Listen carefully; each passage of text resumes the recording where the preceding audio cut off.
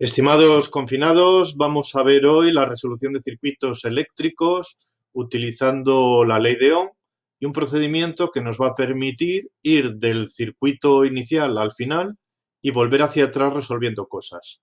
Para ello vamos a empezar viendo la primera diapositiva en la cual nos plantea la resolución de un ejercicio en el que tenemos dos resistencias en paralelo que están conectadas con una en serie a un circuito alimentado por una pila de 5 voltios.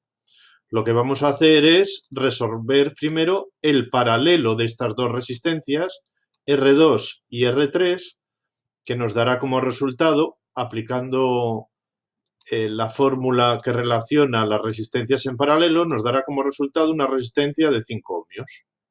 Bueno, una vez realizado este cálculo, pasaríamos a un circuito equivalente en el que las dos resistencias han sido sustituidas por una de 5 ohmios. Ahora tenemos dos resistencias en serie, con lo cual realizamos la serie entre R1 y la equivalente a la R2 y R3, y como están en serie, nada más fácil que obtener la equivalente.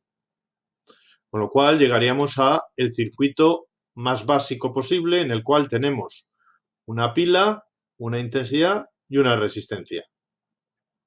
Bueno, como la pila son 5 voltios y la resistencia 10 ohmios, es muy fácil calcular la intensidad que circula por la única rama que queda ya en este circuito. Bueno, pues la intensidad, según la ley de Ohm, sería el voltaje aplicado al circuito entre la resistencia, y esto nos daría 0,5 amperios. Bueno, pues a partir de aquí vamos a ir viendo circuitos hacia atrás y viendo un poco qué es lo que nos queda por calcular en cada momento para así poder aprovechar los cálculos que hemos hecho en el circuito anterior. Por ejemplo, para el circuito siguiente, aprovecharíamos que hemos calculado la intensidad en el anterior. ¿Para qué? Pues para calcular el voltaje que hay entre A y B y el voltaje que hay entre B y C. La ley de Ohm nos dice que el voltaje es igual a una intensidad, la que hay entre A y B, entre una resistencia, la que hay entre A y B, ¿no? Voltaje entre A y B, la intensidad que circula entre estos dos puntos por la resistencia. Y esto nos daría 2 voltios y medio.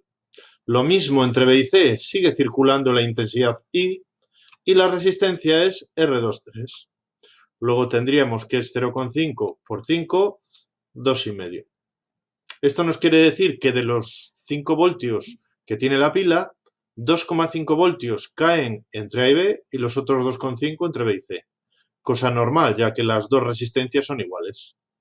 Bueno, pues seguimos avanzando hacia el circuito original en este caso.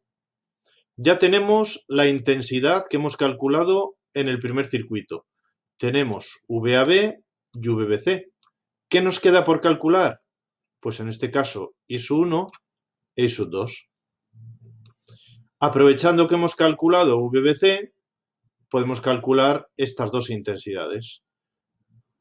La intensidad 1, según la ley de Ohm, es un voltaje, el que hay entre B y C, dividido una resistencia por la que pasa I1. Luego sería 2,5 entre 10, 0,25. He puesto ohmios, son amperios. Disculpad, esto está mal. Lo mismo que esto. Son amperios. Y la de abajo también. La intensidad de sub2 va entre B y C y atraviesa una resistencia que es R3. Pues VBC entre R3. Y esto da también 0,25 amperios.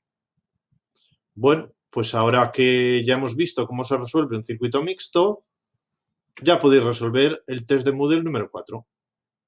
Esto es todo.